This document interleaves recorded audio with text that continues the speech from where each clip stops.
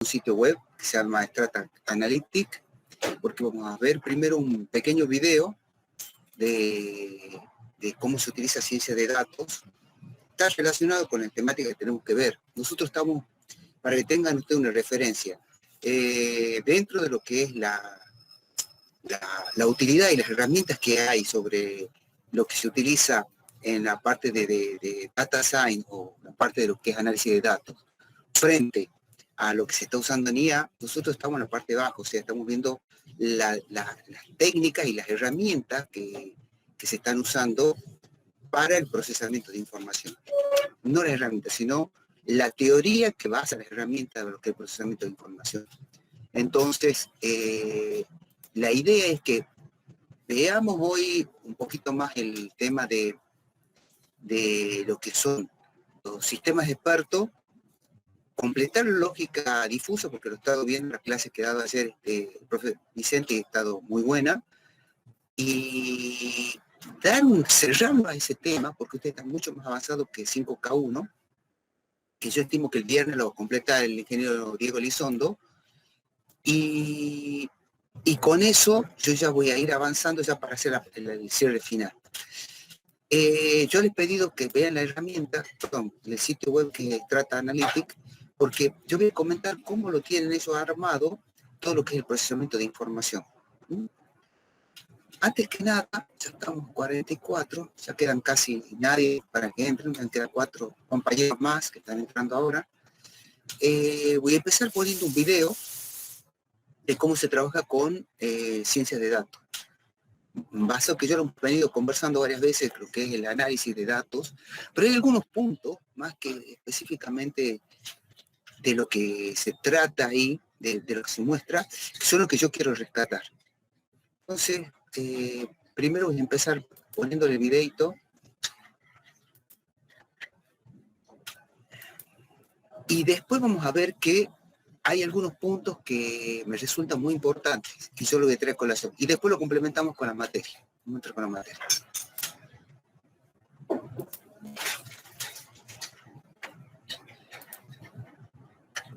Bueno, yo voy a estar con el audio abierto,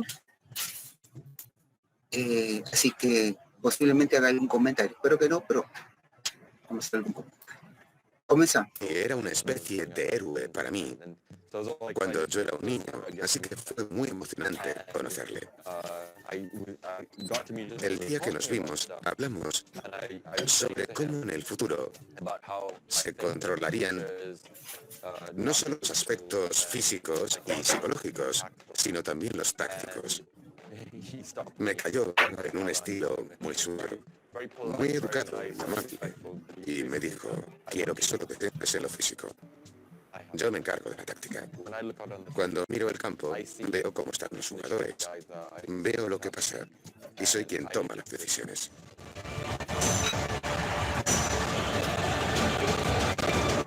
A veces quizás nosotros los aficionados, los mismos periodistas, se pierden de lo que pasa en el cuerpo técnico y en el vestuario, y hay decisiones que están fundamentadas en datos y en evitar que un jugador se lesione y que a veces desde afuera estamos presentes.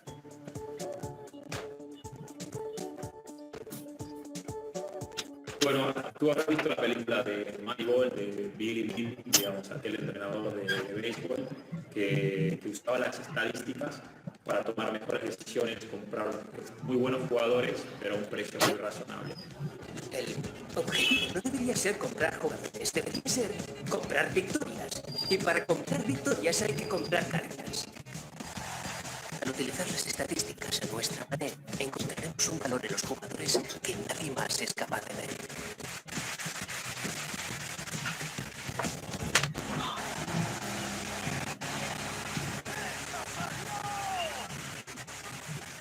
Una de las oportunidades que tienen los clubes hoy con nuestras herramientas es poder simular no miles de partidos, no miles, literalmente miles de temporadas en cuestión de minutos.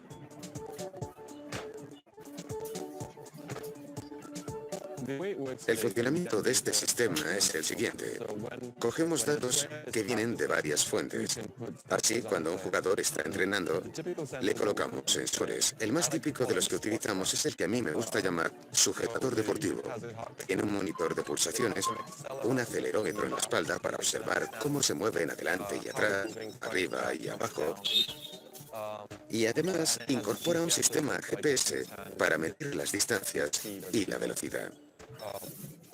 La situación ideal es que los jugadores lo lleven en todos los entrenamientos, pues cuanto más lo utilicen, más datos tendremos de ellos. Así, los análisis que hagamos serán más completos. Estos números te permiten alcanzar resultados, pero solo hasta un punto. Luego tienes que relacionarlos entre sí, y por eso se paga tanto a Rafa o a Ancelotti y demás profesionales, porque ellos tienen que saber dirigir a los jugadores, manejar las situaciones y reaccionar a los lances del juego. El perfil del equipo que está trabajando con Rafa es interesante y muy diverso. Son científicos que trabajan con datos de forma que al observarlos encuentren los mejores algoritmos para construir un modelo que permita predecir algo. También hemos incorporado gente que ha trabajado en Business Intelligence. Así que cada mañana Rafa puede ver 6 cuestiones, porque no necesita ver todos los datos.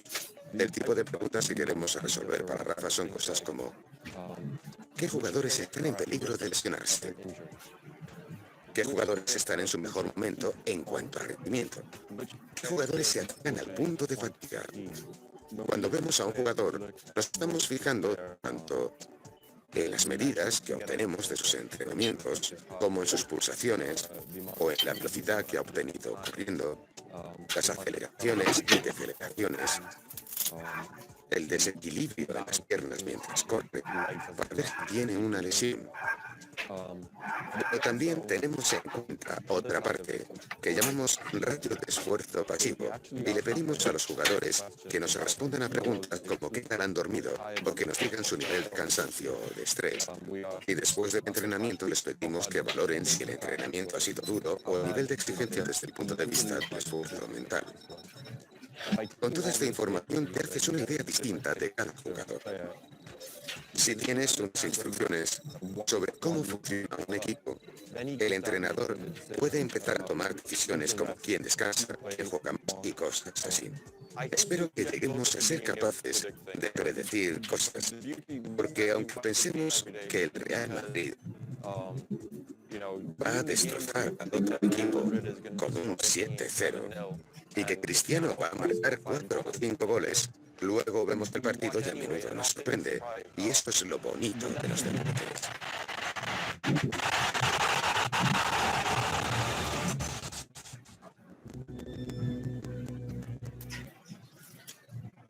Bien, hemos visto un muy lindo video de cómo manejan la parte de ciencia de datos. Y fíjense cómo empezó este presentador hablando de cómo lo encara a algunos puntos que le resulta importantes. Primero, la toma de decisiones. Para hacer toma de decisiones tiene que tener un panorama basado en datos. Y ese concepto que se aplica en deporte es algo que también se llama en finanzas y no sé si ustedes lo conocen al término, en finanzas o en la parte empresarial se llama tablero de mando, o más comúnmente denominado un dashboard. Capaz que con la ingeniera Cristina Rojas o con la profesora Haddad lo están viendo a estos temas. Ustedes me dicen si es así y si no, se lo estoy presentando ahora. ¿Lo vieron eso, es verdad? Conocemos lo que es un dashboard, sí, profe. Perfecto. Los dashboards básicamente se arman en función de una gran cantidad de información, que es lo que necesita tener para, en función de esos datos a simple vista, o sea, con una primera mirada, poder extraer esa información y que se puedan hacer en la palabra mágica que usó, que es toma de decisiones. Que hay toda una tecnología abajo que sustenta esa toma de decisiones. Se lo puede hacer. Generalmente los dashboards trabajan sobre datos que estén almacenados, o sea, datos pasados, y se intenta hacer predicciones a futuro. Entonces, los datos que se hacen con predicciones a futuro ya trabajan con otras metodologías, que puede ser Machine Learning, o utilizar, por ejemplo, Business Intelligence, pero aplicado buscando lo que es Data Mining. De eso él lo nombra, esa parte. Entonces, bajo esas condiciones, yo les he presentado, también les he pedido que empiecen a navegar y busquen esta empresa. Vamos a presentarla para los que entran recién.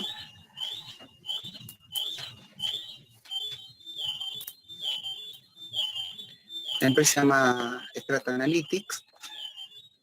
Fíjense, en esta empresa se basa en consultoría, bueno, estratégica, manejo de datos, servicio de ciencia de datos, automatización y marketing.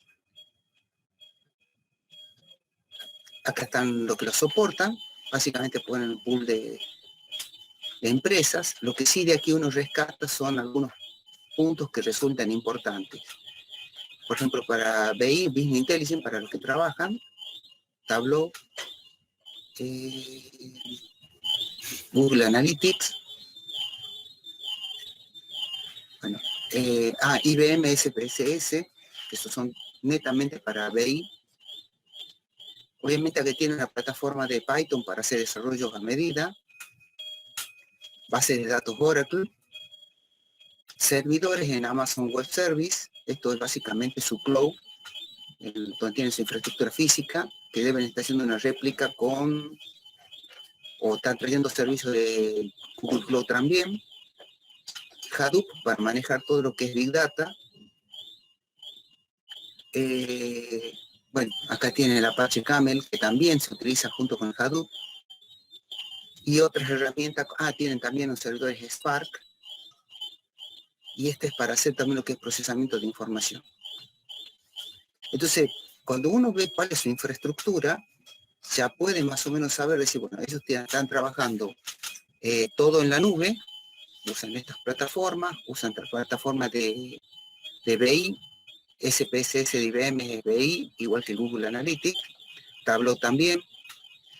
Deben estar usando un modelo de Machine Learning, capaz que está en Google Cloud, y hacen Big Data. Están haciendo Big Data acá.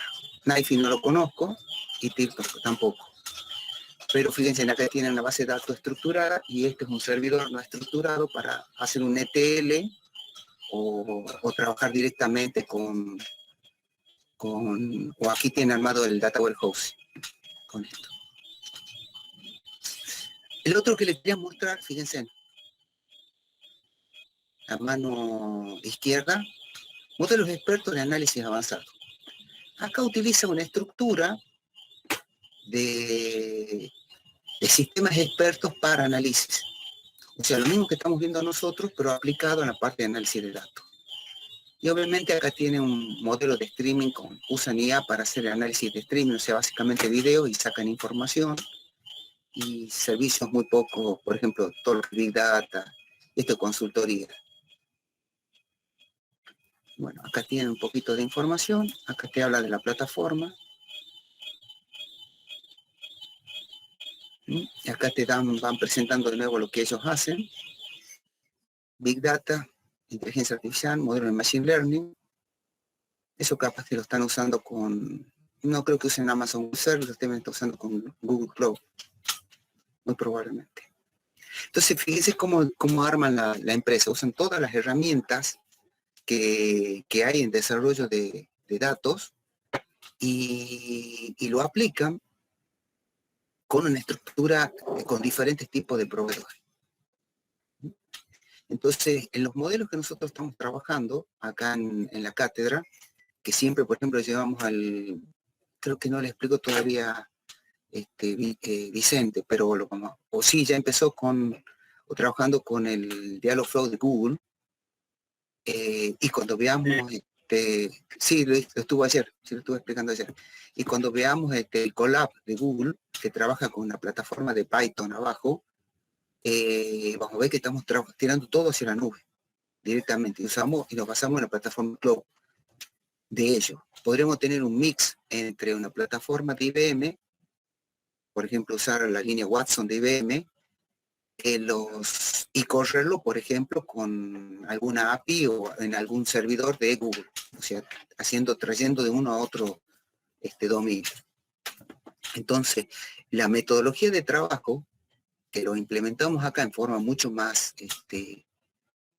académica, más que empresarial, tiene una estructura como, por ejemplo, esta empresa.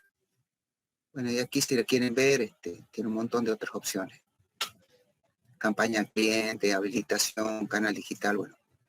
Lo que también rescato, por ejemplo, de Data Analytics, de Strata Analytics, es donde está el grupo experiencia, nuestro trabajo, liderazgo. Quería ver quiénes eran los. Acá están. El equipo, o los fundadores. Si ustedes leen, este es un ingeniero, es argentino, tucumano, él creo que es de Buenos Aires, él es de Buenos Aires, no, él no sé, es de otro país y él también creo que es argentino. Trabajaron en varias empresas de comunicaciones y hoy migraron a Strata Analytics. Entonces, y ellos su base en Estados Unidos. Su base está en Estados Unidos. ¿Sí? Eso es, por ejemplo, para que vean cómo fueron migrando. Por ejemplo, tuve la oportunidad de conocerlo a él, a uno de los cofundadores, y una persona excelente, pero ya hace muchos años que está en Estados Unidos. Entonces, bueno, tomé un ejemplo y dije, bueno, esa es la situación. Y usamos modelos que vamos viendo nosotros y los vamos llevando, por ejemplo, para el área de la IA. En análisis de datos también, no sé si ustedes han trabajado mucho con los dashboards. Por ejemplo, esto es un dashboard, esto es un pequeño explicativo enfocado a deporte. Esto está pensado sobre todo para lo que es entrenamiento de lo que es carreras, para lo que son atletas de velocidad, diferentes tipos de tiempos. Pero más que lo que está armado acá y de todas las analíticas que se están sacando acá, relación de carreras, bueno, todo lo que tiene formado acá, donde aquí trabajamos con tablas dinámicas y hacemos un efecto que se llama la correlación entre tiempos máximos y mínimos, que esto lo van a ver también con Vicente cuando empiecen los modelos de Machine Learning, cuando empecemos a trabajar con redes neuronales, vamos a ver lo que es la regresión lineal y la regresión logística, y se basa muy parecido a lo que hace, que es un efecto de la correlación. Me quería quedar acá en las estadísticas, porque fíjense, en el Excel básico, algo muy simple, ¿cómo está estructurado esto? ¿Cómo está armado estas estrellitas? Que es simplemente un alarmante de decirte, o una medida que te va dando una información visual en forma muy rápida de cómo tenés armado vos tu estructura, o sea, cómo está funcionando. Eso se basa, no sé si lo han trabajado alguna vez, en un concepto que son reglas. Y si yo reviso cómo está armada una regla, vamos a dar cuenta que aquí está un poquito diferente a lo que ustedes están acostumbrados a escribirlo o que venimos enseñando, siguen conceptos muy parecidos. O sea, si tengo un valor, o el valor está menor de tanto, o el valor está mayor que es tanto. Estos están porcentuales. Podría haber puesto valores directamente, podría trabajar con números y poner números menores. ¿Sí? Por ejemplo, menor a 11, que es uno de los tiempos de segundo, o 10 segundos, no sé, como yo lo quiera definir. O mayores, ¿sí? Por ejemplo, a 14, menor a 10 segundos, y mayores a 14 segundos, a 12 segundos. El concepto de las reglas también se aplica acá, en misma forma. Quizá no está escrito como lo hemos venido viendo con el if-then, pero es exactamente lo mismo, solo que hecho de otra manera. Y aquí tenemos una simple gráfica que nos permite verlo. O sea, exactamente los conceptos de cómo representarlo al conocimiento y mostrar un resultado dado en una forma estructural es como se aplica, por ejemplo, para aquí, o para buscar, por ejemplo, hacer una búsqueda de información dentro de una gran base de datos, o sea, hacer lo que se llama un data mining. Bueno, estos son un poquito de las analíticas. Muy simple, muy simplecita. Pero se pueden sacar datos en forma bastante interesante y pueden servir para comparar cosas. Cosas muy simplecitas. Bueno, no sé si ustedes ya lo habían usado esto, lo conocían. Sí lo deben conocer esto bastante bien. Es así, ¿no? Ustedes corríjanme, me dicen, no, profesor, no lo conocíamos, primera vez que lo estamos viendo, lo hemos trabajado mucho, es algo simple.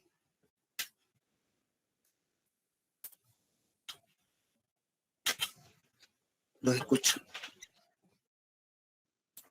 Yo personalmente creo que lo conocía de vista, nada más, no trabajé con eso nunca. En la facultad, nunca lo he visto en la facultad, lo he visto en otro lado. Sí, yo tampoco no lo vi, profe. Se desconectó el profe.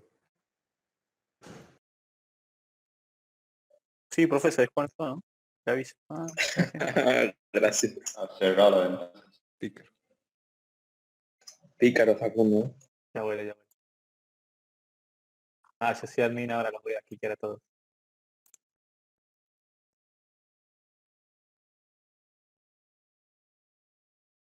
Bien, volvemos a estar en línea.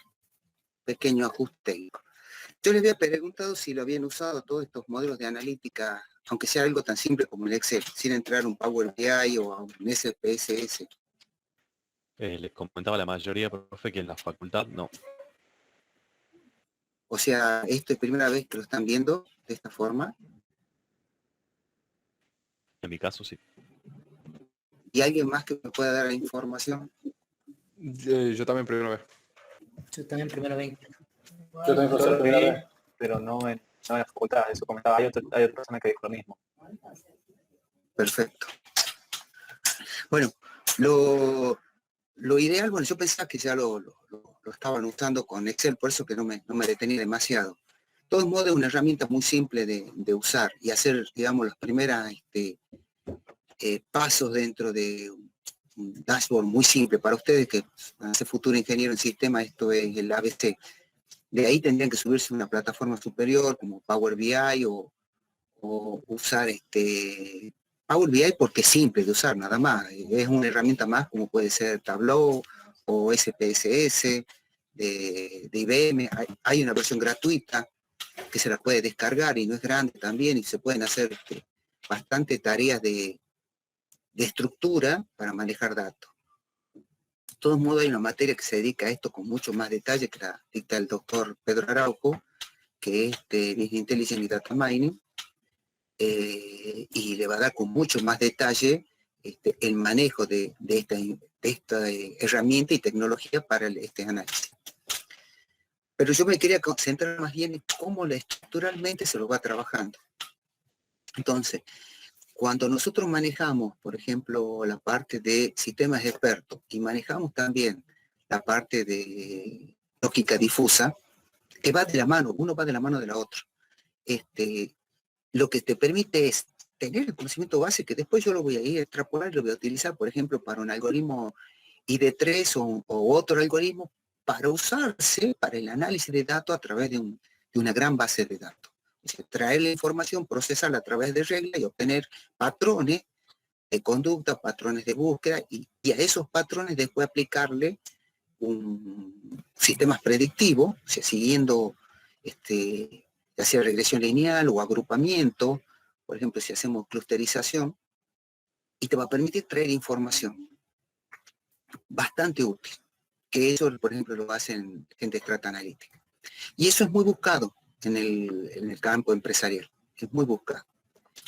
Y yo me hice presentándole un video, sobre todo porque de deporte, porque uno, por ejemplo, se enfoca siempre en la empresa, industria, más en el área más productiva, pero en un área tan rica rica en el sentido de que tiene tanta información como son los deportes y que crecen, empieza a ser extremadamente importante en todos los ambientes. Bien. Visto esto, vamos a entrar ahora con los temas. Lo bueno es que ustedes ya vieron la clase que les dio ayer el ingeniero Vicente, y vieron una aplicación con Java Fácil, y también trabajaron un poquito con MATLAB. De todos modos hicieron la aplicación con Java Fácil, y vieron cómo se arman las estructuras. Entonces eso ya lo conoce. Después el chatbot, la pregunta sería, ¿por qué hacemos un chatbot si estamos viendo otra estructura y no hacemos más análisis de datos? Bueno, los chatbots básicamente tienen una estructura, que lo vieron en clase, que siguen procesos inferenciales, básicamente aplicado a diálogo, que te permite seguir estructuras del tipo if-then, aunque no estén directamente relacionadas como las van escribiendo. Y tienen en cuenta también parámetros que son totalmente difusos y se pueden utilizar, y lo usa bastante bien estos algoritmos. Y lo estamos aplicando solamente en chatbot, o sea, bot conversacionales. Yo eso lo podría llevar a bot de producción, a bot financieros o a otro tipo de servicios que automaticen determinado tipo de tarea. Y eso yo lo mostré en uno de los primeros videos cuando pasé de lo que son comercio de alta frecuencia. Y ustedes vieron que se usaban bots del tipo financiero para hacer eso. Así que me voy a quedar de nuevo con la presentación. Vamos a ponerlos en... Esto es para ponerlo solamente en contexto. Y vamos a entrar ahora mucho más de lleno. Voy a ir muy rápido en la parte ya de lógica fácil. Entendiendo de que ustedes ya lo han visto hacer con Vicente. Y les va a resultar mucho más sencillo, pues voy a ir ya a la aplicación, independientemente si me voy a aislar de la herramienta, sino que me voy a quedar en la aplicación. Pero sí voy a hacer algunos puntos que me resultan importantes. Entonces hemos visto, todo esto hemos visto. Bien, acá sí me quedo. El tipo de la función de membresía. Ayer cuando lo usábamos JFácil vieron que la función de membresía que usó Vicente era triangular. Básicamente es un modelo. Nosotros podemos tener diferentes tipos de funciones acá, que pueden ser triangulares, trapezoidales, funciones gaussianas o funciones sigmoidales, que representan exactamente lo que nosotros estamos buscando en lo que es los rangos de definición. Si trabajáramos, como por ejemplo el caso del Excel que les acabo de mostrar, donde pone parámetros numéricos muy definidos, los conjuntos que estamos definiendo son de conjunto de tipo nítido, o sea, le pertenece o no le pertenece, así de directo. Mientras que en los conjuntos fácil valor va a tener un nivel de pertenencia, o sea, le va a pertenecer pero no un 100%. Si yo tomo un punto, por ejemplo, el 0,25, está en este conjunto definido, pero con un nivel de pertenencia dado por el valor que tengo en el eje de la y. En este caso es la letra MF. Entonces, si yo tuviese que definir el tipo de funciones que tenemos que hacer en lógica difusa, tenemos triangulares, tenemos trapezoidales, tenemos funciones gaussianas y tenemos funciones sigmoidales. Después ya de las clases que tienen con Vicente que van viendo conmigo, ¿por qué ustedes piensan que usamos una respecto a la otra? ¿Por qué no usamos, por ejemplo, gaussianas? Y no usamos, y seguimos usando triangulares o eventualmente trapezoidales. ¿Qué piensan que es que lo está definiendo a eso? A una función respecto a otra.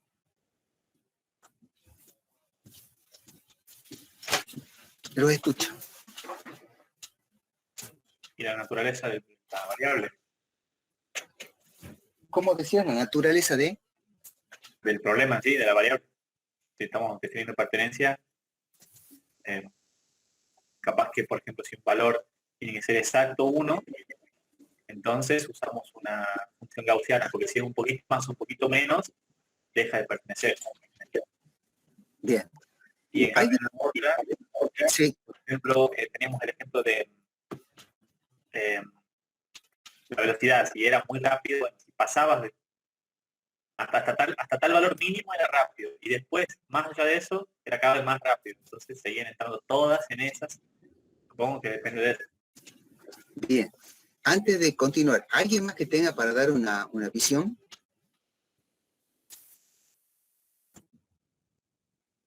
Bueno, entonces, todas las teorías son válidas hasta que alguien la puede refutar, o sea que la tuya es la válida. Hoy vamos a tomar exactamente lo que acabaste de decir. Entonces vamos a considerar que, de acuerdo al tipo de problema, vamos a usar una función, ya sea gaussiana, sigmoidal, o eventualmente trapezoidal triangular. Sigamos, lo tomemos ahora hasta ahí y veamos si realmente es tan así. Bueno, esto es un poquito de la terminología, sigamos adelante. Esto es un poco de conjunto, eso lo dejo para que después ustedes lo lean y lo vayan viendo. Esto es lo que es una función máxima de conjuntos, función mínima, o sea, tiene mucho la parte de conjunto. Sobre todo, toda esta parte que vemos, la matemática, esta más ruda, más dura para tratarla, viene relacionado a que cuando nosotros trabajamos con las reglas, en las reglas necesitamos estos conceptos. No necesariamente que estén tan definidos, pero sí necesitamos a estos conceptos. Trabajamos con lo que es la ley de Morgan, las leyes asociativas o las leyes distributivas. Tenemos unos ejemplos básicos, vamos hacia adelante. Este es el ejemplo de extensión de Sade. Y algo que yo no lo expliqué porque no nos dio el tiempo en sistema experto, sí lo vemos ahora, el tipo de razonamiento de las reglas. En las reglas habíamos visto, nosotros tenemos if-then, o sea, tenemos un if, un antecedente, un then y un consecuente. Y aparece un concepto que le dicen modus ponens generalizado, razonamiento directo, y aparece otro concepto que se llama modus ponens generalizado, que es un razonamiento inverso. ¿Qué quiere decir esto y qué quiere decir lo otro? Cuando analizamos nosotros el sistema experto dijimos, se tiene que cumplir el antecedente, no sé si yo lo pongo acá, vamos hacia atrás, vamos a abrirlo acá, se tiene que cumplir un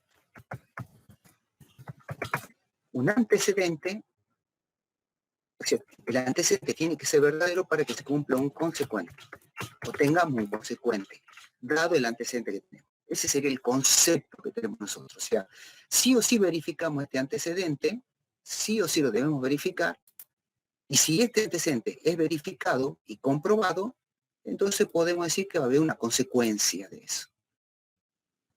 Es el razonamiento directo. Eso es lo que se llama, ese es un tipo de red forward, o sea, va siempre hacia adelante. Ahora, ¿qué sucede si vamos al revés? Si yo parto de un consecuente y verifico el antecedente, o sea, hago una hipótesis, lo que acabamos de mostrar recién, has dicho, sí, he estado de acuerdo al problema, y ahora verificamos el antecedente, vemos si realmente el antecedente cumple. O sea, hacemos un razonamiento inverso. Y este modelo, que se llama backtracking, o sea, ir hacia atrás, el proceso de backtracking, muchas veces los sistemas expertos, independientemente de FUSE o de FASI o es del tipo estándar, las redes, el sistema experto estándar, independientemente de eso, siempre que sean reglas, en el motor de inferencia nosotros podemos hacer que siga un árbol lineario de definición, o sea que va siguiendo diferentes ramas, llega un punto donde no se cumple el antecedente, hace un proceso de backtracking, vuelve hacia atrás y vuelve a hacer un nuevo antecedente. Ese proceso que tiene las dos opciones, racionamiento directo y racionamiento inverso, generalmente es lo más usado en sistemas expertos. No es uno solo, no es que va siguiendo solamente una rama, sino que no se cumple una y pasa a la siguiente y verifica.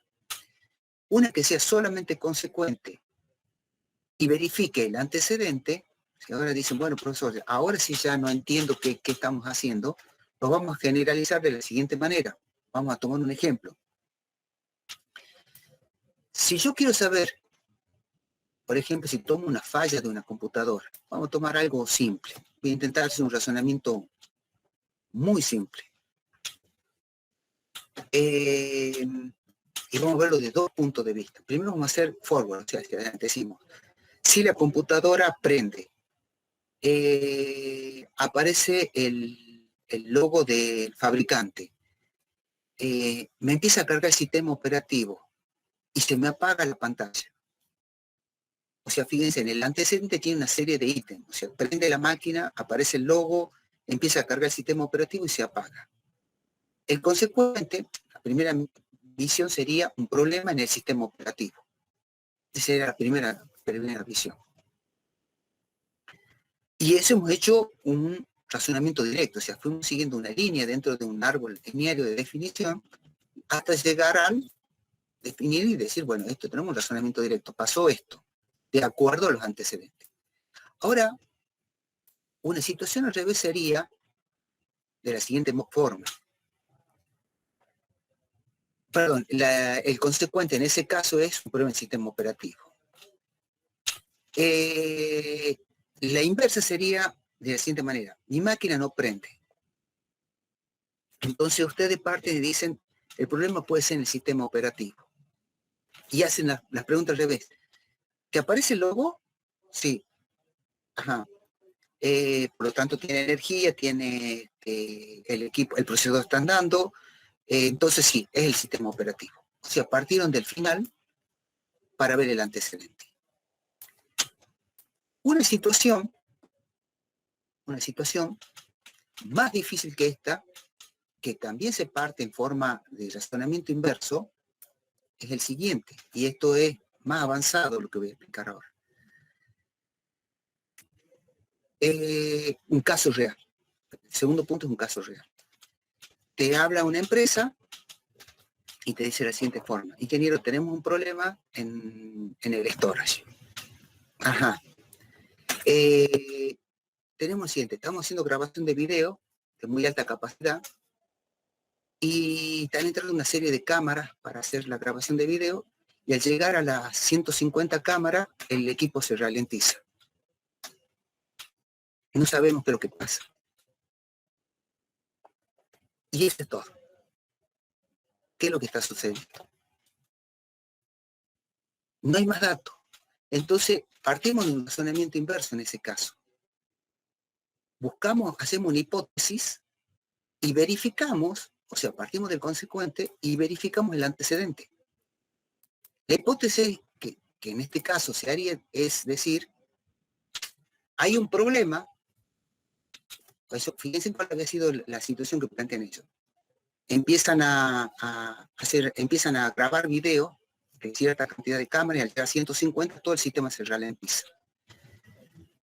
La hipótesis que planteamos, por ejemplo, que planteo yo es decir, hay un problema en la cantidad de paquetes que trabaja el switch de core. Esa es mi hipótesis. Entonces empiezo a hacer una serie de consultas. Empiezo a ver el antecedente para ver si se cumple el consecuente. Le pregunto, por ejemplo, decir, bueno, ¿cuál es el tamaño del ancho de banda por cámara? Bueno, no importa el que sea. Ajá. ¿Cuánto es la cantidad de información que se va al storage? ¿O qué tipo de storage utiliza? ¿Utiliza un SAN? ¿Está usando NAS? ¿Cuál es el ancho de banda de transmisión? O sea, si está pasando a 10 GB, tiene 100 GB, o hace Fibre Channel. Bueno, hago esa hipótesis, hago esas consultas. Una vez que tengo esas consultas respondidas y llego a la conclusión, digo, sí, está el problema en el switch de core. El problema sigue el switch de core y no es el storage. Porque, ¿qué es lo que sucede? El procesador del switch de core seguro está al 80%. Entonces eso solicita, volvemos a pedirle el antecedente a la gente que está en IT, que vea cuál es el nivel de procesamiento del storage. Del switch de core. Si cumple el 80%, quiere decir que ese era el problema. Partimos con un razonamiento inverso. No sé si ha sido claro en cómo ha quedado esta parte explicada. Sí, profe. ¿Todo bien? Bien, buenísimo. Es un caso atípico, vuelvo a repetirle eso que le he explicado recién, un caso atípico, donde sí o sí parte de un consecuente. Sí o sí vos lo imaginas y directamente lo que hacer es verificar el antecedente. No hacer las preguntas de acá. Partir de aquí vas al revés. Es una forma de trabajar. Que para sistemas expertos de diagnóstico funciona extremadamente bien. Pero ahora, si yo tengo que hacer un sistema experto que me haga un sistema de control donde ya entra fácil a jugar en el medio, cambia la situación. Bien. Aquí tenemos escrito, vamos un poquito más atrás, este no, este sí. Esto lo han visto ustedes hacer con Vicente, el sistema experto para dar la propina correcta. ¿Se acuerdan que vieron el sistema experto para la propina correcta? Él mostró cómo estaban los conjuntos, todo eso. Sí, profe. Sí, ha sido muy... Es más, te decía cuánto había que dar de propina. Era bastante bueno. ¿Cuál era la estructura de regla? ¿Ha llegado a ver todas las reglas que él mostró? ¿Se acuerdan? Más Sí, o lo menos las mostró, pasó. ¿Y cuántas reglas eran? 9, si no me equivoco. 9. ¿Por qué había usado 9 reglas? Porque habían, Era como una matriz de 3x3 con las opciones. habían 3 niveles por variable, creo. Y eran 2 variables. Exactamente, es una matriz de 3x3. Exactamente. ¿Y cuántas salidas tenía?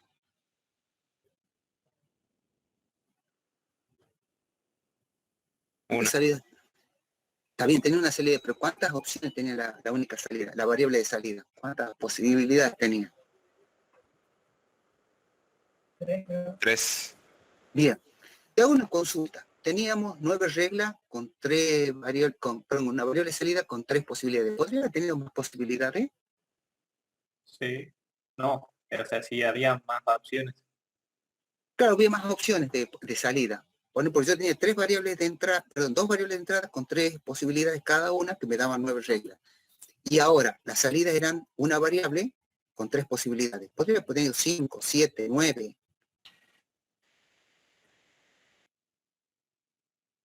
Pregunto solamente. No, la verdad no entendí la pregunta. Claro, yo lo que digo es, él partió diciendo de que tenía 3 variables. Él lo parametriza, perdón, 2 variables con 3 opciones. Mala, buena, mala, media y buena, o mala, correcta y buena. Otra variable que era mala, correcta y buena. Y te daban 3 posibilidades. Por 3 posibilidades, las combinaciones te daban 9 reglas. Y la salida era el tipo de propina. Poca propina, media o mucha. Así era, creo. ¿Verdad? Ustedes han estado en la clase.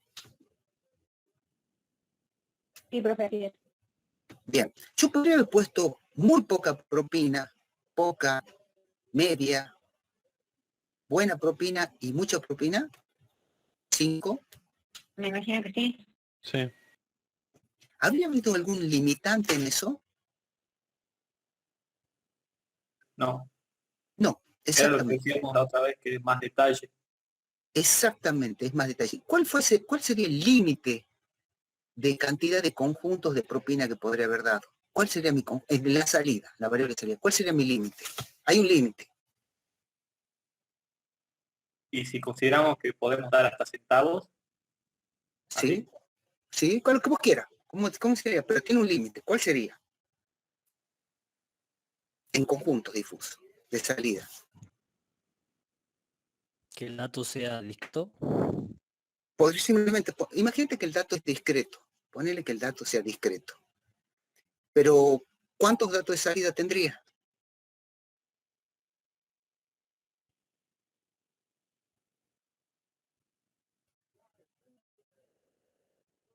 Hago al revés la pregunta. ¿Cuántas reglas tengo?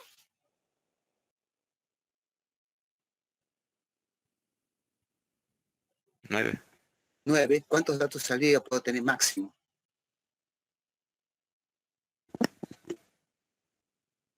¿A qué se refiere con datos, profe? ¿Cuántas? En el ejemplo que le traje 3. 3 tenía él. pero yo podría haber puesto hasta, ahora decirlo yo la idea, hasta 9, que es la cantidad máxima de reglas que tengo. No podría haber puesto, claro. no podría haber puesto 10, 11, 12, no podría, es imposible, salvo que pusiera rango. Y si pongo rangos, de salida estoy trabajando con conjunto difuso, es decir, supongamos que yo tuviese un rango que fuese el mismo valor de lo que se pagó en la cena, no importa el número. Entonces yo podría decir, bueno, si yo he pagado, poner un número, 1.000 pesos, yo podría dar 1.000 rangos de salida, o sea, desde 1 peso hasta 1.000, máximo, se podría tener 1.000 posibilidades. Obviamente, eso no es correcto, pues si yo tengo 9 reglas, si yo estoy dando una salida que sea netamente discreta, solamente podría tener 9 valores, 9, no puedo tener más. Ahora, si yo necesito cubrir todo el rango, los 1.000 pesos que pongamos como valor, yo necesito trabajar, valga la redundancia, con rangos. Entonces, es decir, si es muy pobre, y le doy de 0 a 100. Si es pobre, bueno, de 100 a 200. Y así hasta llegar hasta el valor 1.000. Pero esos rangos ya dejamos de trabajar con un valor, sino que trabajamos con un conjunto. Esos rangos ya pasan a ser un conjunto. Y si yo esos conjuntos, de alguna manera, hago que se solapan entre sí, y ya no trabajo con valores sobre conjuntos, ya pasan a trabajarse sobre valores difusos, porque yo el conjunto lo tengo asociado a una variable pobre, muy pobre, todo. ¿Me entienden? Entonces, si yo necesitara, y ahí viene la gran diferencia entre trabajar entre un sistema experto tradicional y un sistema experto difuso. Si yo necesito algo que me permita cubrir un rango muy grande, o un rango, los 1.000 pesos, donde me dé todas las posibilidades de salida, y que sean discretas las posibilidades de salida, tendría que tener la misma cantidad de reglas que la cantidad discreta que yo necesite. Lo que significa que si yo quiero dar una propina desde 1 peso hasta 1.000, debería tener 1.000 reglas. No sé si estoy siendo claro en eso. ¿Me entienden? Ahora, si yo no puedo hacer eso, o me resulta complicado, o es absurdo, o lo que sea, dice, no, eso no existe, no se da eso. Entonces, trabajamos con rango. Y como yo trabajo con rangos, estoy trabajando con conjuntos o una variable que va asociada a ese rango, y eso se llama un conjunto. Entonces, ese conjunto, este nombre, se empieza a pasarse al mundo difuso, porque no es claro. Y ahí me aparecen todas las opciones que vamos viendo hasta ahora en la clase. ¿Cuál es la diferencia? Que en difuso yo puedo dar cualquier valor de salida, porque yo después lo convierto al valor discreto. Esa conversión al valor discreto se hace a través de los métodos de defusificación, o sea, pasar del mundo difuso a un mundo discreto. Esto también lo explicó ayer Vicente, que hay algunos métodos, que son el de Mandami, el de Takagi-Sugeno y el método simplificado. En el método, vamos a empezar el más simple, el método simplificado dice de la siguiente forma, que es la forma que nosotros manejamos cuando no queremos ponernos a pensar ni hacer grandes cosas extrañas en nuestro cerebro para dar un valor de una propina. El método simplificado, listo. ¿Cómo es eso? Muy fácil. Si la atención ha sido pobre, la comida fue pobre, ni sabemos cuál es la calidad de comida, podremos cuantificarla, pero no nos importa porque nosotros no nos guiamos de eso.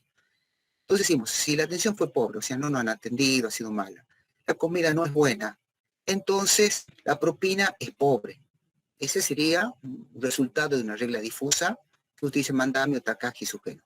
El método simplificado dice, la propina es el 1% del valor pagado. Listo, ya está, se terminó. Te da un valor. Ahora, si la comida es excelente, la atención es excelente, entonces la propina es del 15% del valor pagado. Ya está, se terminó el problema. Es un método simplificado. Y lo usamos y resulta simple de hacer. Y este método simplificado es una variable, digamos una forma del modelo de Takagi-Sugeno. Porque si se acuerdan también, Takahashi Sugeno dice que utiliza una fórmula para hacer el cálculo de la salida. El método simplificado te da un valor, en realidad el valor es un porcentaje del total pagado. Entonces este sería un caso simplificado del Takahashi Sugeno. Ahora, si yo tengo, lo llevo a otro extremo, el lavarropa, que dice, si usted tiene media carga, quiere un lavado rápido, lo pone y sale andando. Y el lavarropa anda media hora, listo. Entonces, fíjense, en un lavarropa, la forma de razonamiento dice, bueno, media carga, lavado rápido. Nadie sabe cuánto es lavado rápido, pero el lavarropa sabe que en esa combinación son 30 minutos. Listo, ni siquiera utiliza una fórmula. Directamente va el valor. Un método simplificado. O, por ejemplo, carga completa, lavado profundo. No sé, una opción lavado profundo. El método simplificado dice 1 hora 20, 40 grados. ¿Está? Valores directos. Estos son los métodos que vamos a trabajar. El método indirecto no lo estudiamos nosotros. Esto lo vimos también. Esto lo vimos también. Lo que sí voy a resaltar son algunos puntos. La base de reglas, dentro de lo que es la base de conocimiento, fíjense en esto, es lo conocimiento, la base de conocimiento, la base de reglas, básicamente son estas reglas, las que combinan a los conjuntos difusos. Lo acabamos de ver eso y lo han visto ustedes en clase. Y la base de datos son los conjuntos difusos individuales entre sí. Después vamos a ver cómo entramos a los datos, o sea, cómo lee los datos a los conjuntos difusos a esto. Pero básicamente, la base de datos que estamos trabajando son la n cantidad de opciones que me dan todos los conjuntos difusos. Ahora, ¿cómo yo trabajo a esto? ¿Cómo puedo mezclar difuso, valores de entrada que son nítidos, llevarlo al mundo difuso? Bueno, primero tenemos que llevarlo al mundo difuso a todos los valores que hayamos medido. Los tenemos que fusificar, o sea, llevarlo al mundo difuso. De ahí los tratamos como cualquier sistema experto. Reglas del tipo if-then, se hace un análisis y listo, sale un resultado. El resultado, obviamente, va a ser un mundo difuso. Y después le tengo que aplicar unos métodos para obtener un valor directo. De hecho, en la clase también Vicente explicó claramente que lo que aplicaba era Mandani, y con ese método él calculaba el método del centroide, o sea, el valor promedio de las áreas, y calculaba un valor dentro del rango que quiera dar salida. Así de fácil. Entonces, ¿qué es lo que sucede ese Mandani? Volvamos para acá. El modelo de Mandani o el modelo de Takahashi Sugeno, que no es el simplificado, porque hay una versión simplificada de ello, te permite dar salidas en todo el rango que nosotros estamos midiendo, independientemente de un sistema experto que sea extremadamente complejo, sino que son mucho más simples. Eso lo vuelve muy poderoso frente a tener rangos de análisis. Aquí estamos viendo cómo está armada una regla. Si X es A, tenis B, entonces esto es simplemente lo que estamos viendo acá de sistemas expertos. Déjenme un segundito, alguien más está por entrar a clase. Ahí se está uniendo justo el profe Vicente. Justo está entrando Vicente, lo estábamos dejando afuera. Buenísimo, vamos a continuar. Así que, básicamente, eso es lo que nosotros estábamos viendo. Entonces, las reglas no son ni más ni menos de las reglas que hemos venido viendo nosotros. De la misma forma, de las mismas opciones que se están usando. Ahora, ¿qué es lo que sucede en gran medida? Ahí podría venir una pregunta de ustedes decir, bueno, ¿qué uso yo? ¿Qué uso yo? ¿Uso el método de Mandani, el de Takahashi Sugeno o el método simplificado? ¿Cuál uso yo? Bueno, va a depender del tipo de problema, ahí sé que estoy utilizando yo, acá. ¿Qué voy a estar haciendo? Si voy a estar trabajando, por ejemplo, con un método directo, el lavarropa, pues tengo que hacer un sistema experto para el control del lavarropa. Son 7 reglas, 8 reglas, que son algunas combinaciones y listo. Entonces, seguro voy a utilizar este método. por algo muy simple. Se programa para que tengan 2, 3 tipos de opciones, con otras 3 tipos de opciones más otros 3 tipos de opciones, me da 9 reglas y voy a tener 9 tipos de lavados. Directamente, no usamos este método que me da un rango enorme de opciones. Entonces, es muy probable que lo usemos a este. Otro caso que usemos este método simplificado, por ejemplo, un sistema experto que habíamos desarrollado en la universidad para analizar, para, digamos, aconsejar, en este caso para hacer un asesoramiento para la adquisición de servicios de aire acondicionado para centros de datos. Entonces, el proyecto teníamos que trabajarlo con método difuso, porque si no tendríamos que... Era tan la diversidad que había a nivel de lo que eran centros de datos, era tan grande las opciones que hay, que poder contemplar toda la diversidad de soluciones se volvía extremadamente complicado. Pero no así los tipos de aire acondicionado. Entonces, para poder dimensionar eso, lo que hicimos fue, fusificamos todo lo que eran áreas, coberturas, tipos de cemento, tipo de estructuras de cemento, tipos de paredes, bueno, todo eso, toda esa cantidad de parámetros que teníamos, que eran muchísimos, directamente conjuntos difusos, listo. Achicamos la gran cantidad de opciones que había. Ahora, bueno, ¿qué método utilizo? Por ejemplo, si yo tengo un espacio que sea de 4x3, con pared de cemento de 30 centímetros, 3,50 metros de altura, y estructura de techo de losa, de hormigón, con un sobretecho de chapa. ¿Qué aire acondicionado utilizo? Obviamente, bajo esta estructura usamos el método simplificado. Entonces vemos ahí, decimos, bueno, el mejor aire era, no sé, 15.000 frigorías. En 2 tipos de aire acondicionado, tipo stand-by. Listo. Lo hicimos muy fácil. ¿Pero por qué? Porque el problema nuestro estaba en dimensionar la cantidad de estructuras que había. Entonces, ¿podemos haber trabajado con rango? Y sí, sí se podría. Pero era mucho más fácil, en el problema, plantear una situación que tome todo fusificado y decir, bueno, el espacio es chico, hay cemento, con paredes gruesas. Fíjense, ya no me pongo a ver el tamaño. Paredes chicos, espacios chicos, con paredes gruesas, techo de losa. Ya, listo. Con una regla de 3 antecedentes, yo ya lo ocupo, o sea, un antecedente con 3 partes, yo ya lo cumplía. Y ponía un modelo de aire acondicionado. Ya lo voy a buscar y se lo voy a pasar, ya se lo voy a mostrar en cómo estaba realizado. O si no, lo hacemos ahora. Lo mostramos ahora. Vamos a ver si está aquí. Lo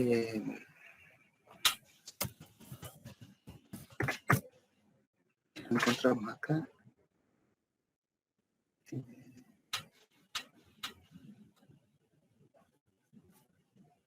Denme un segundito que lo busco.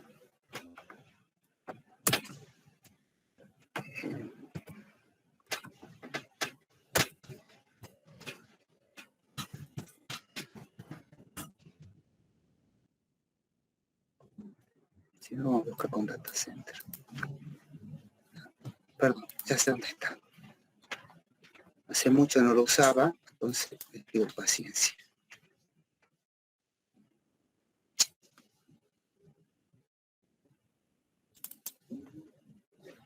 ¿Dónde está? Esta tendencia de mercado financiero. Vamos a buscar data center.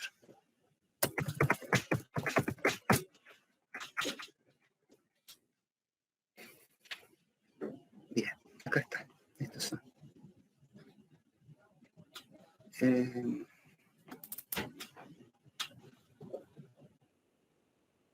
Acá está. Sistema experto difuso aplicado al diseño de data center inteligente. Exactamente lo que estoy comentando. Bueno, acá tiene ingeniería del data center, bueno, todo lo que iba importante. Fíjense, sistema tipo Takagi Sugeno. Si yo lo agrando acá,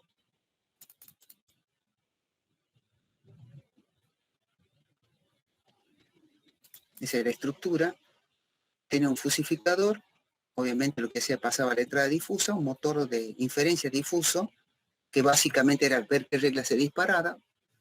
En la base del conocimiento estaba armado por las reglas, y obviamente la salida era simplificada.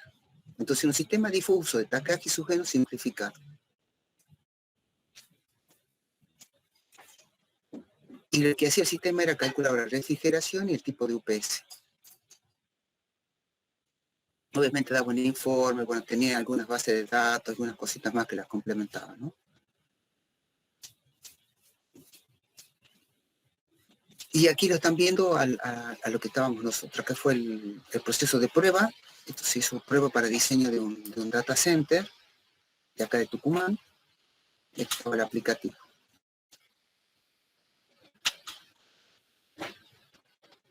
O sea, para poder resolver la inmensidad de data centers que se nos presentaban, el sistema difuso era lo adecuado. Entonces, la solución, a diferencia de Mandani, era directamente trabajar con un sistema de Takahashi-Sugeno simplificado y obtener los resultados en función de lo que se estaba viendo. Y este es un caso, por ejemplo, fíjense, pequeño medidor con características de Tier 3. Bueno, Tier 3 es un tipo de centros de datos que van con sistema de segurización. Y fíjense cuál es lo que habíamos logrado. Fíjense, aparece el término que yo justo le estaba comentando. Toma de decisiones. Lo que vimos en el video del comienzo. La toma de decisiones. Cuando vos tenés las herramientas, te permite hacer esa toma de decisiones. Bien.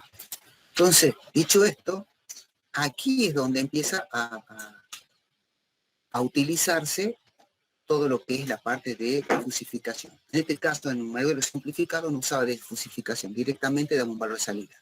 Ahora, si yo utilizo Mandani-Sugeno, obviamente necesito defusificar. Lo que presentó el profe Vicente en la clase de ayer. Trabajo con JFASI, y si hubiera, no sé si usó MATLAB también, usa exactamente el mismo proceso.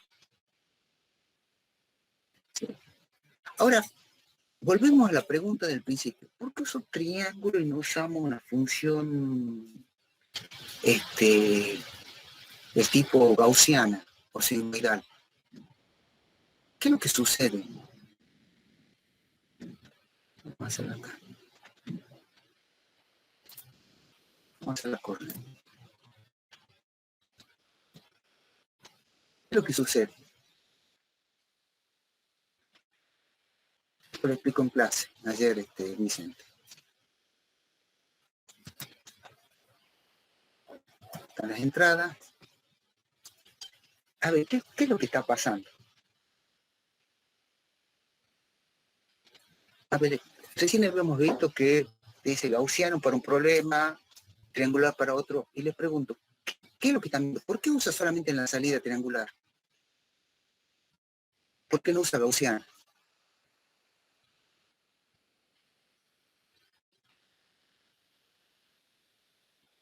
No sé si me han escuchado todo.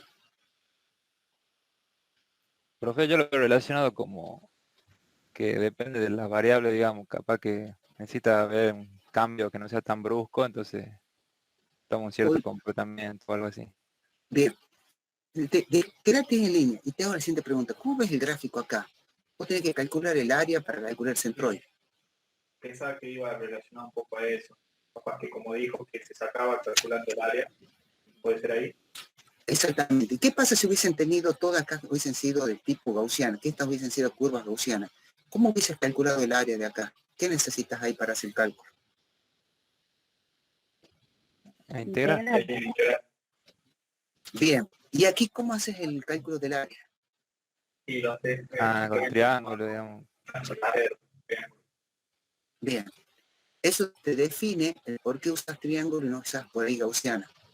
Porque cuando necesitas hacer aquí la integración, que básicamente el cálculo del área es una integración que estás haciendo de una figura, cuando son curvas se vuelve extremadamente más complejo, mientras que utilizar triángulos o eventualmente trapezoide es mucho más simple. Entonces, ese es el motivo que usas este tipo de triángulos o eventualmente trapecios y no usas curva gaussiana. Aunque, fíjate acá, en la etapa de las entradas, sí lo puedes usar, porque básicamente lo que vos estás haciendo es tomando un valor dado por una función de pertenencia, en este caso la función está dada por una curva gaussiana, pero en la regla, en la variable de salida, sí o sí, la tendrías que utilizar triangular. De hecho, JFASI y MATLAB tienden a usar siempre esto. No sé si está Vicente y me escucha y me saca de la duda si MATLAB también te da la opción gaussiana o simulador. Buenas noches, chicos. Sí, MATLAB da todas las funciones. Da todas las posibilidades. Perfecto, perfecto. Gracias, Vicente. Era una opción. Y lo bueno es que MATLAB te lo integra todo. Ahora, si nosotros tenemos que hacer esto a mano, fíjense, esto ya está hecho a mano acá, empieza a hacer el cálculo de todas las áreas. Y básicamente eso es todo. Hoy por hoy las herramientas te dan toda la función directamente, pero si tuvieras que hacerlo, hay un método todavía más simple de hacerlo, aunque tenga todo esto, pero esa no lo vamos a explicar en clase. Eso lo hacemos se llama cancherear la solución, la toma de solución. Bueno, acá está la fórmula, cómo hace la defusificación y obtiene un valor de salida. Bien. Acá te da lo que son las versiones de Takagi y Sugeno, eficiente en computación, funciona bien con técnicas lineales, garantiza continuidad en la salida del sistema, se adapta mejor matemático, manda más intuitivo, aceptado, mejor lenguaje humano. Bueno, el método simplificado, lo que yo le estaba comentando, bueno, aquí tomo un ejemplo. Él toma una versión fusificada acá de entrada y la salida es directa. Bien, vamos para acá. Le hago ahora una pregunta. ¿Para qué, digamos, hacer tantas reglas? Digamos, ¿para qué trabajar con difusos si yo lo puedo, imaginemos que yo tengo que hacer un controlador, o sea, un sistema experto difuso para controlar un aire acondicionado. Como si fuese un lavarropa, pero en este caso un aire acondicionado. Y le agrego yo dos variables de entrada, temperatura y humedad, y cada una con 3 conjuntos difusos. Vamos a saltearnos esto. Vamos a ver si esto miente. Vamos a borrarle. Ahora vamos a sacar esto. No tiene nada. Vamos a hacer así. Por ahora no le vamos a dar importancia a esto. Me voy a quedar acá directamente. Tengo que hacer un sistema experto difuso para controlar ¿cómo se llama? Controlar directamente las reglas de un aire acondicionado. Tengo dos variables, que puede ser temperatura o humedad, el que quiera. Vamos a poner temperatura. Voy a poner humedad. ¿Cuántas reglas tendría mi sistema experto? Si tuvieran 3 niveles cada variable, tendrían 9. Así como está. 15, perdón, ya le he dicho yo. La humedad tiene 5 variables, 5 conjuntos difusos, la temperatura tiene 3 conjuntos difusos. Entonces 15. Sí, está bien, 15. Yo solo mismo me he mentido, pues no importa. Ahora, si yo tengo una salida con 7 conjuntos difusos, una variable de salida que me controle, por ejemplo, la velocidad del aire acondicionado. ¿Este sistema experto anda? Sí. Sí, exactamente. Ahora le vamos a agregar otro más. Ahora vamos a agregar que tiene 2 sensores de temperatura, un T1.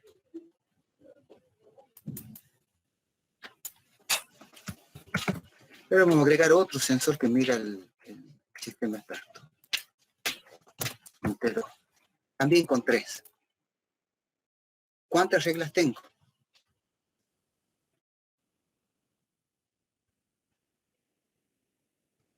$45. Perfecto.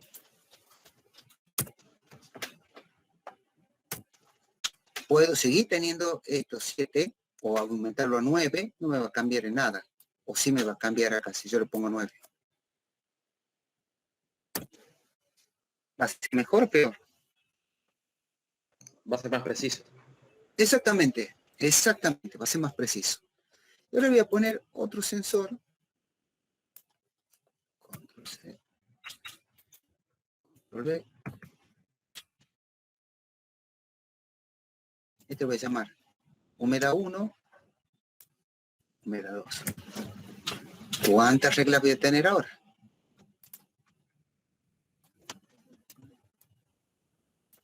Bueno. ¿Cuánto? 225. 225. Creo que eso es, ¿verdad? 225, así sería. Porque es 45 por 5. Ustedes me corrigen después. Bien. ¿Puedo aumentar la cantidad de servicio, de salida? Sí. Podemos dejarlo en 9 reglas. En 9 para dar complejidad. Pero fíjense, tengo 225 reglas. Ahora, ¿qué pasa si yo, en vez de trabajarlo así, qué es lo que significa? Que yo tengo 4 variables de entrada. O sea que voy a tener un antecedente. No sé si tengo por acá el antecedente. Vamos a copiarlo acá. Vamos a reducir un poquito. Vamos a hacer así. Control C. Vamos a llevar arriba. Okay, vamos a llevar este arriba. Vamos a dejar acá. Y vamos a reescribirla a la... Solamente, igual no me sirve mucho, pero sí que uno... Vamos a reescribirla. Vamos a hacer que tiene 3 conjuntos, bajo, alto y medio. Perdón, bajo, alto y medio. Vamos a poner... bajo.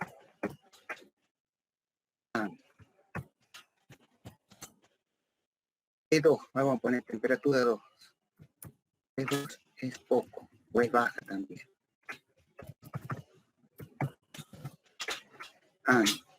H1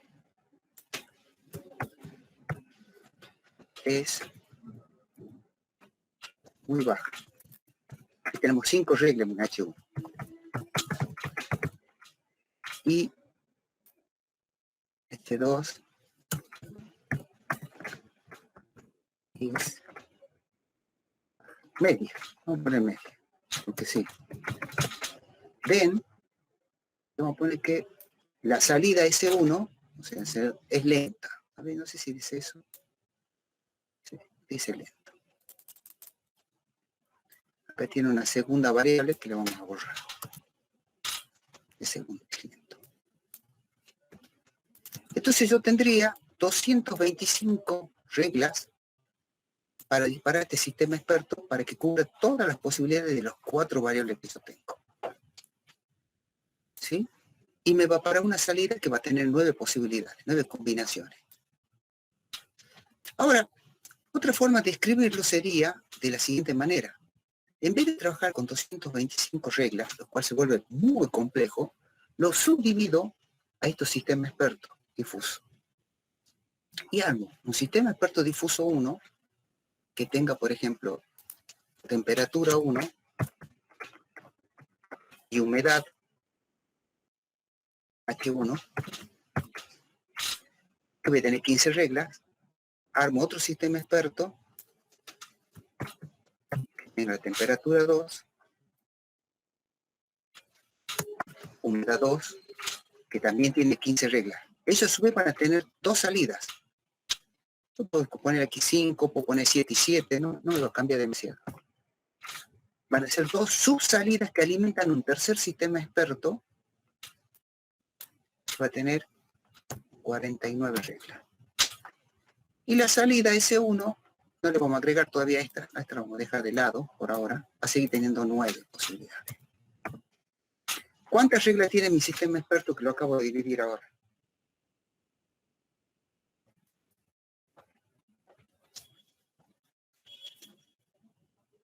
¿79? ¿Son cuántos me dijiste? Disculpa. 79. 79. Exactamente. Entonces mi sistema experto, que va a seguir siendo exactamente el mismo a nivel de diagrama, solo que yo adentro tengo escrito todo esto, va a tener 79 reglas.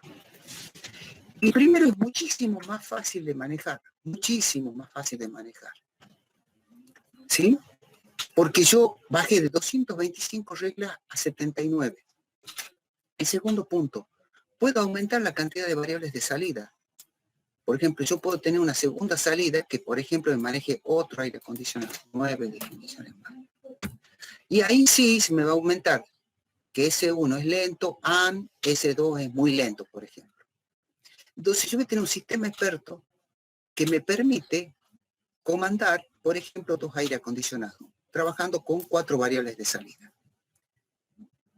Y fíjense que anda muy bien, con 79 reglas es muchísimo más viable, es mucho más corto, porque dice, si T1 es bajo, T2 es baja, den, ya paso el den aquí, S1 es extremadamente bajo, qué sé yo, desde que acabo de crearlo eso.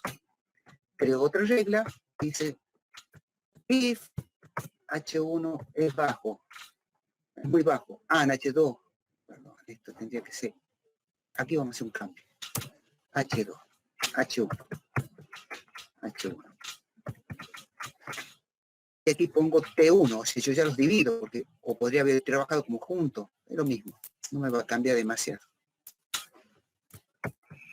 T2 es muy bajo, H2 es medio, D, y aquí puede ser, si estoy trabajando, ahí está, ahí tenemos una segunda salida, S2 sería este.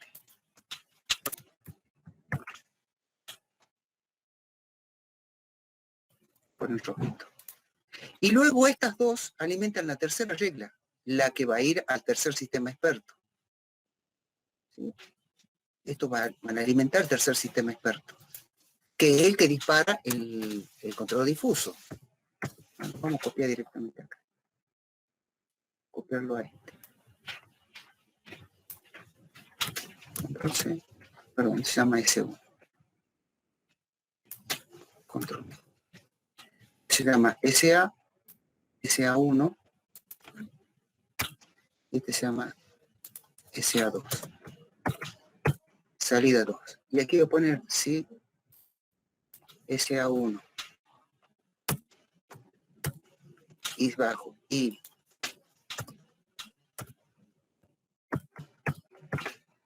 baja den, salida 1 es extremadamente baja. Entonces voy a haber cumplido, fíjense que yo he escrito 3 reglas mucho más simples de escribir, mucho más simple, y he logrado ahorrar de 225 reglas que tenían todas las combinaciones, lo bajé a 79. Primero, es más simple, y segundo, menos cantidad de reglas. Y logré todas las combinaciones que hay. Y esto lo vuelve extremadamente poderoso para poder definir este tipo de sistemas expertos, aplicado al sistema de control. Y ahora puede decir, bueno, ¿dónde lo aplico a esto? Vamos a un caso real. Ahora vamos a un caso real. Donde aplicamos sistemas expertos, valga la redundancia. Exactamente.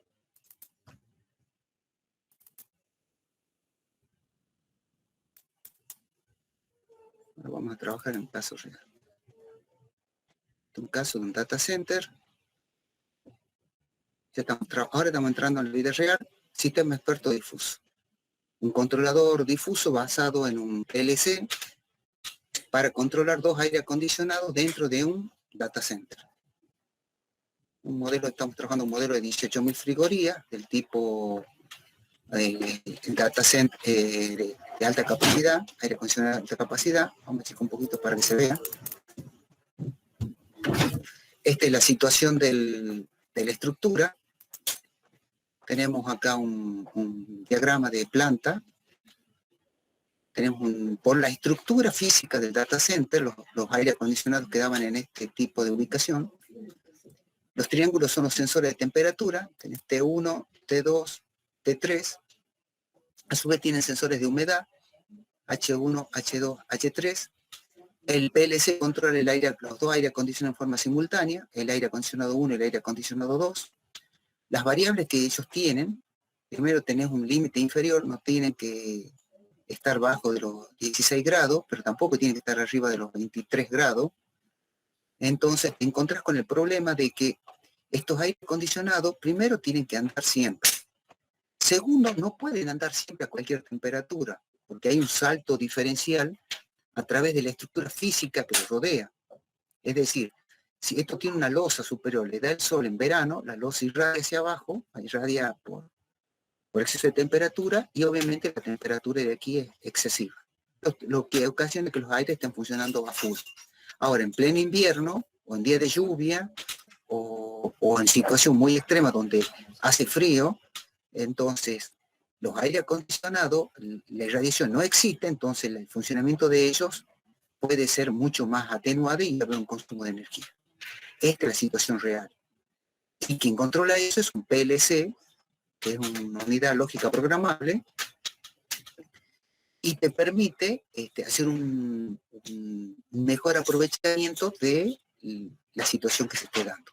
¿Y cómo se hace eso? A través de lógica difusa con regla. Caso real. Y puedo hablarles horas de esta parte, pero bueno, no, ya son las 8:30, así que ya voy cortando. Bueno. Primero, dudas de lo que voy presentando hasta ahora. ¿Ha quedado bien? O por lo menos han entendido. Yo, profe, esa forma de trabajarlo, de subdividir las salidas que mostró recién creo que en PowerPoint, ¿tiene algún nombre? No, Franco. La realidad es que vos le podés asignar una variable a la salida de tu primer subsistema experto, le podés asignar un valor genérico. La cantidad de campos o cantidad de conjuntos difusos que tenga esa salida que vendría a ser intermedia, lo asignás vos. Obviamente, cuando mayor cantidad de conjuntos difusos tiene, o sea, tampoco es extremo, no es que vamos a llenarlo de conjuntos difusos, porque el límite va a estar dado cuando se empiece a volver discreto. Entonces, la idea es que tampoco sea extremadamente complejo desde ese punto de vista. Pero vos definís, si vos estás trabajando con dos variables en un subconjunto difuso, que uno tiene 3 y 5, te da 15 reglas, pues ya sabés que tu salida nunca va a superar las 15 posibilidades. Entonces vos directamente lo acotás a 9, le pones un valor menor. Fíjate que también es bastante subjetivo ese punto. Ahora, si vos estuvieses trabajando, por ejemplo, con 7 conjuntos difusos en una variable, 7 conjuntos difusos en la segunda, ese subconjunto, ese subsistema experto difuso de control, tu salida, como tenés 49 combinaciones con 49 reglas, tu salida tendría que tener al menos 11, 13 valores que tienden a ser impares en líneas generales. ¿Sí? Entonces, eso también queda un poquito más ambiguo. Ya hemos visto que el límite de cantidad de salida va dado directamente por las reglas. Las reglas son las que te ponen el límite. Pero generalmente cuando vos tenés 11, o por ejemplo, vos tenés 49 el segundo sistema, o sea, vamos a compartirlo, voy a hacerlo mucho más extremo. Lo voy a hacer una presentación rápida acá. Ponele que aquí tenemos 7. Y aquí yo tengo 7. Tengo 49 reglas. Acá tengo 49 reglas también. Hagamos la hipótesis y ponemos los dos casos 49.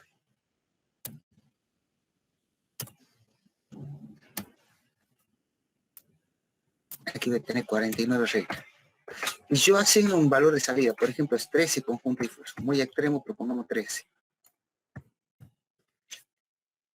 Acá la cantidad de reglas que voy a tener aquí va a ser muchísimo más superior. O sea que voy a estar, hace 13 por 13, a ver si me lo calculan algunos. 169. Ya tenés 169 posibilidades, 169 reglas. Y acá en las salidas de los dos aires, por ejemplo, aire acondicionado, si tienen 750 revoluciones por minuto, y yo no sé si me conviene tener más de 10 rangos. No sé si me conviene. Entonces, no sé si me conviene trabajar también con tantas posibilidades de conjunto difuso. Me empiezo yo a dudar. Entonces, hay una situación de compromiso, de capaz que con 7 conjuntos difusos, 7 conjuntos sobre una base de 49 reglas, para manejar no más de un rango de 11 posibilidades, sobra. ¿Me entienden? Porque acabo de tener demasiadas reglas y le da demasiada precisión a mi salida cuando mi rango para manejar el aire acondicionado no es tan grande. Si no, ya me estoy yendo a tener prácticamente discreto, o sea, tendría que tener los 750 posibilidades, cosa que eso no se da.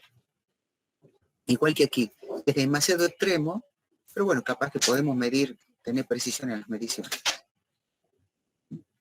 No sé si lo han entendido esa parte. Esto es solamente ya diseño. Sí, perfecto. Entonces, por ahí, para hacer una síntesis de la clase, lo que entendí, ¿no? Es la relación entre entradas, reglas y salidas, que las entradas definen la cantidad de reglas, pero la cantidad de reglas solo le ponen en tope a la cantidad de salidas. Sí. Y bueno, y después, a partir de los algoritmos, cómo regulamos la cantidad de salidas que vamos a tener para que sea más o menos complejo. Exactamente. Y te doy un dato más. Si ustedes meten el sistema experto, sí va a andar. Sí va a andar. Si lo hacen más chico, también va a andar. Siempre va a andar. ¿Cuál es el problema? Que va a tener menos precisión. Eso es todo el problema que tiene. Entonces va a haber situaciones donde ustedes necesiten más precisión y va a haber situaciones donde necesiten menos precisión. Entonces, si yo lo quiero poner en un aire acondicionado que esté, por ejemplo, para un data center donde la precisión no es alta, donde yo solamente tengo que tener refrigerado, yo sé que no tiene que bajar menos de menos de 15 grados y no tiene que superar los 25 grados en un rango de 10 grados, y bueno, con 7 conjuntos difusos me sobran para hacerlo. Simplemente por ese análisis. Ahora, si yo tengo que hacer una aproximación con grados milimétricos, bueno, ya cambió, es otro sistema difuso y capaz que necesito un mayor nivel de precisión. ¿Me entienden? Entonces, ese tipo de análisis, muchas veces va a ser que te va a condicionar la cantidad de conjuntos difusos. Vuelvo a caer el caso. El lavarropa tiene 3 posiciones. Poca carga, media carga y mucha carga, listo.